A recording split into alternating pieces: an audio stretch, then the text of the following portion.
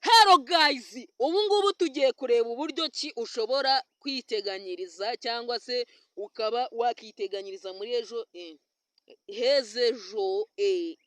heza kugira ngo umuntu azabashe kwiteza imbere mu buryo bugiye butandukanye. Ubundi mu English baravuga ngo future, igihe kizaza.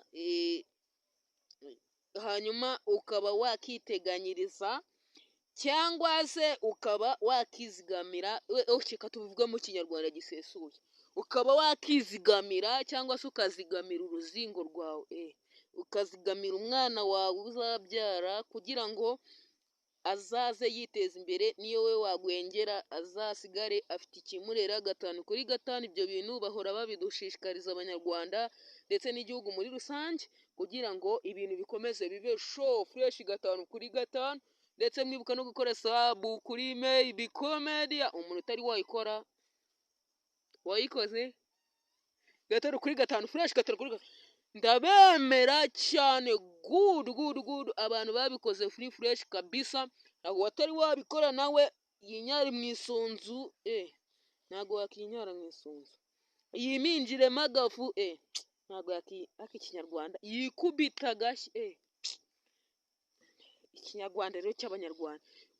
Oke ayikandeho 5/5 kugira ngo ibintu bikomeze bibe fresh. Muyikore sabu kugira ngo ibintu bikomeze bibe uburyohe. Bityo rero nashaka kubatama akaririmbo. Hari indirimbo za Maybe Comedy muzishashinge kuri YouTube zeraye muzikore sabu. Indirimbo za Maybe Comedy gutyo ni Kinyarwanda, ubundi uhite ubona vibe. 5/5 Maybe, abatazi kubyandika i na ba, fresh 5/5 Comedy. Kora search, ubona vibe, sub, comment, share. Fresh 5/5 ibintu bikaba uburyohe. Fresh 5/5 ibindi tuzaba tubiganira ubutaha. Ndabemera kandi ndabakunda 5/5.